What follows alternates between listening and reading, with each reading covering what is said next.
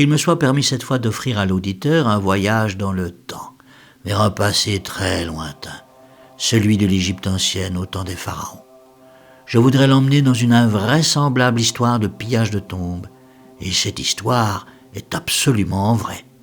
Elle nous conte des événements qui se déroulèrent sous le règne du pharaon Ramsès IX, vers 1124 avant Jésus-Christ.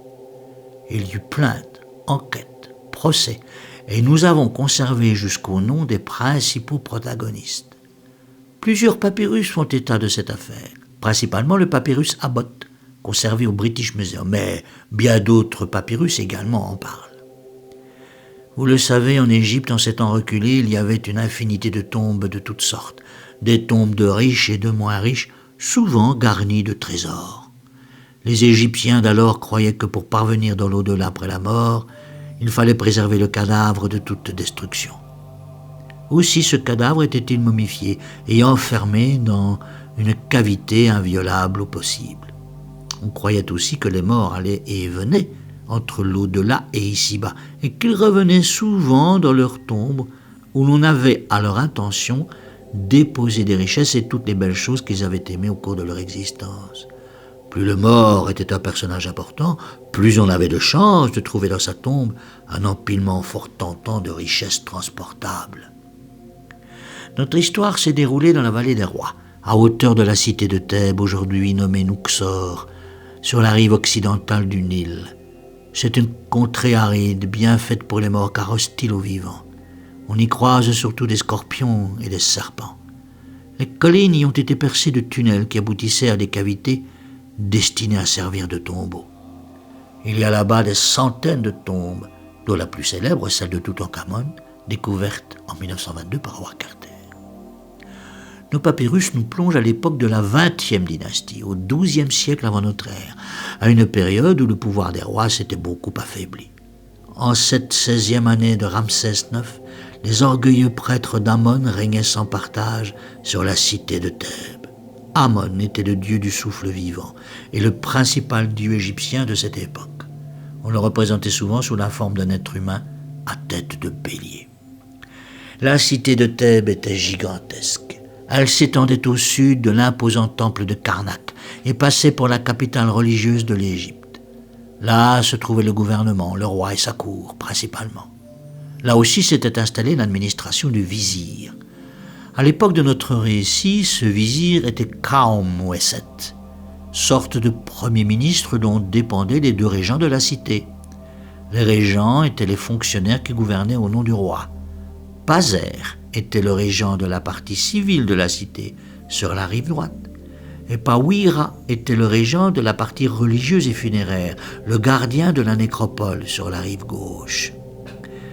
Ces deux régents ne s'entendaient pas, et depuis fort longtemps, ils se jalousaient, se surveillaient mutuellement. On imagine sans peine les serviteurs s'affrontant continuellement entre eux dans les ruelles de la ville. Or un jour, Pazer entendit que son ennemi Pawira était mêlé à une affreuse histoire.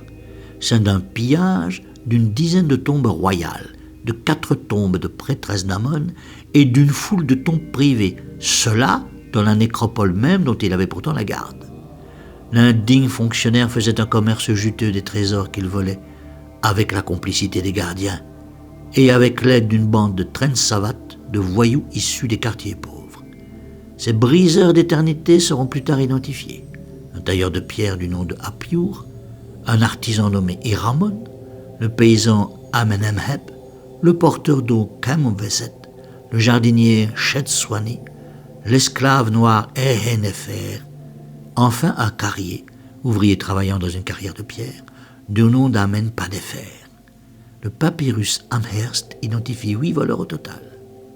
Le nom du dernier est mutilé. Mais ce n'est pas toute la bande. De nombreux fuyards sont signalés, plusieurs dizaines au moins. Le régent Pazer était naturellement ravi d'en apprendre autant, et se précipita chez le vizir Khaom-Ouesset, qui dépêcha aussitôt sur les lieux une équipe d'enquêteurs. Le crime de profanation d'une sépulture était considéré comme très grave et puni par le pal. Tout le monde sait en quoi consiste ce supplice. Les mains attachées dans le dos, le condamné était posé par le fondement sur un épieu pointu et le poids du corps le faisait s'y enfoncer. On oublie qu'il durait des heures et que les agonisants hurlaient de douleur.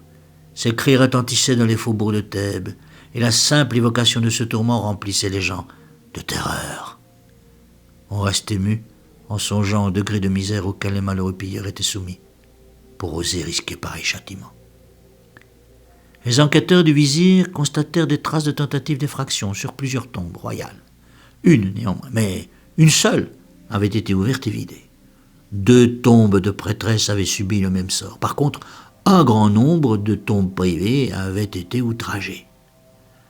Accusé, Pawira fut appelé chez le vizir et, sans se démonter, protesta de son innocence. « On veut, dit-il, le perdre aux yeux du roi. » Perplexe, le vizir se tourna alors vers Pazer et lui fit reproche d'avoir lancé des accusations mensongères puisqu'une seule tombe royale avait été pillée au lieu des 10 prétendues. Les tombes privées comptaient pour rien, ainsi que les tombes des prêtresses. Le vizir envoya chez lui l'avait de tout soupçon, l'ennemi juré Pawira, au titre qu'en Égypte, à cette époque, on ne pouvait condamner pour un seul crime un homme accusé d'une dizaine. Soit Pawira était coupable de l'ensemble des forfaits, soit il était totalement innocent. Le régent de la nécropole triomphait. Son ennemi juré venait de subir une défaite cuisante et humiliante. Aussi Pawira rassembla tous ses serviteurs, ouvriers, paysans, artisans, ainsi que de nombreux amis, administrateurs et soldats, et les envoya tous faire un cortège bruyant à travers la ville orientale, afin de montrer à toute la population non seulement qu'il avait été innocenté, mais qu'il était aussi puissant qu'auparavant. On recommanda au cortège de s'arrêter devant la maison de Pazer et de faire à cet endroit précis toute la démonstration de son enthousiasme.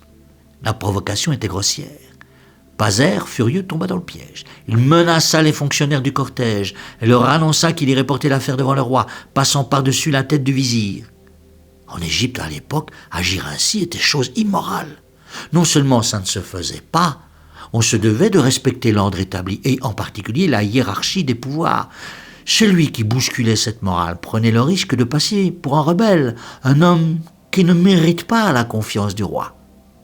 Averti de cette désobéissance par une lettre venimeuse de Pawira, le vizir devança Pazer et constitua un tribunal où ce dernier, accusé de faux témoignages, fut condamné. C'était le monde à l'envers. L'accusateur était devenu l'accusé et la bande de pilleurs était lavée de tout soupçon. Pawira ne fut plus jamais inquiété et put tranquillement poursuivre ses pillages. À moins que l'incident ne lui eût conseillé de se tenir dorénavant tranquille. Mais cela, les papyrus ne le disent pas. Ils ne disent pas davantage quel rôle précis ce tiède vizir d'une complaisance suspecte envers les pilleurs avait joué dans cette histoire. Complice de Pawira, on l'ignore, mais c'est possible. Les choses ne s'arrêtèrent pas là. Un fort soupçon sembla trouver des preuves dans l'accumulation les années suivantes de pillages de grande ampleur. Œuvre de Pawira, soutenue par le vizir corrompu, c'est probable. Ce n'est pas une certitude. On ordonna une autre enquête qui mit la main sur un gang de petites frappes, celle que nous avons citée plus haut et qui continuait à sévir. Arrêtés, les malheureux furent frappés avec une corde double sur les pieds et les mains afin de confesser leurs crimes. Ces crimes, une fois avoués, leur technique de profanation expliquée, vraisemblablement le creusement d'un tunnel vers la chambre funéraire, on exigea d'eux les détails de leur forfait. Les documents montrent que les tombes visitées étaient bien celles des rois, tel Amenhotep III, Séti Ier et le grand Ramsès II. Eh oui. Après l'outrage, les momies de ces rois furent déplacées par les autorités et cachées dans la tombe d'Amenhotep II, à Deir el-Bahari, où elles furent retrouvées des milliers d'années plus tard par les archéologues. Les pilleurs racontèrent qu'ayant ouvert les sarcophages, ils avaient trouvé ces momies portant au cou les porte-bonheur et des ornements en or, surtout le masque funéraire, généralement en or massif. Tentation terrible pour ces misérables. Les cercueils eux-mêmes étaient en or et incrustés de joyaux. Les voleurs avaient entièrement dépouillé ces morts, ainsi que leurs épouses inhumées à côté. Le petit mobilier précieux, vases, cannes, statuettes en or, en argent ou en bronze, facile à transporter, fut promptement dérobé. Un papyrus raconte la déposition du voleur Amenpanéfer, interrogé, torturé, ainsi que le saccage de la tombe du roi Sobekemsaf, par la même troupe de voyous. La suite est édifiante. Interpellé plusieurs fois, le voleur avoua s'être à chaque fois tiré d'affaire en donnant une partie de son or aux policiers qui l'avaient arrêté. La pratique combinée du pillage et de la corruption fonctionnait comme une mécanique parfaitement huilée. Les malfaiteurs avaient agi pendant au moins 4 ans. Puis, comme nous l'avons dit, ils furent arrêtés, torturés, condamnés et finalement exécutés. Le crime de profanation constituait une atteinte à l'éternité des dieux que devenaient à leur mort les anciens rois. Aussi la mort attendait-elle ces profanateurs. Une mort atroce, car le supplice du pâle très douloureux était aussi très lent. Ainsi mourut Amenpanéfer, et son cadavre fut laissé aux oiseaux charognards. Pazer, après cette histoire, quitte la scène. Quant à Pawira, pourtant en faute, puisqu'il était chargé de surveiller la nécropole, il aurait dû en principe répondre de sa négligence. Eh bien, l'histoire ne dit pas ce qu'il devint. On lit encore son nom dans un papyrus du règne de Ramsès XI, 20 ans après notre affaire, signe de son inépuisable résistance. Sous les derniers Ramsès, le roi ne put empêcher le pillage systématique de la nécropole. Ce pillage prit des proportions énormes. C'était le régent Rapace Pawira, censé faire la police, qui se trouvait à l'origine des profanations. Autant charger un loup de surveiller les moutons.